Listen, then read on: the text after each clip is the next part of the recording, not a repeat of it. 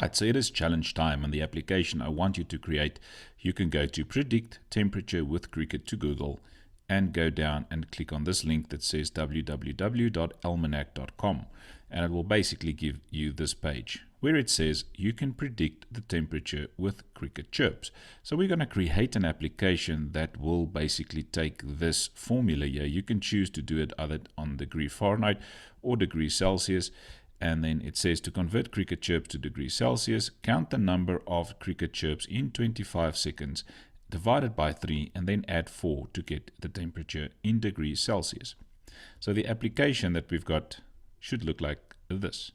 So you can get a picture there at the top. And did you know you can determine the temperature outside by counting the number of chirps the Cricut makes? Just count the number of chirps one makes in 25 seconds and place that number in the box below.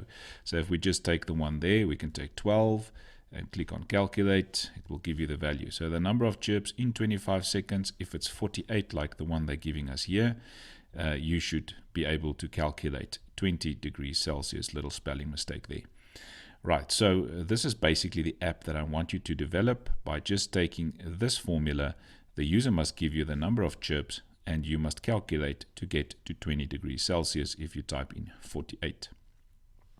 Now to get the picture there, it's up to you. The material design color palette that I used was the brown and the deep orange, and you can search for the picture online by saying thermometer PNG transparent, and remember we want the transparent pictures there. And then it's important to go to tools and labeled for reuse, which means we can use these pictures in our apps.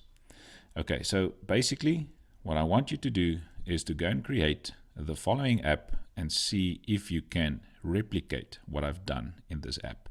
So basically the user gives you the number of chirps and you take the formula on that website to determine what will be the temperature outside.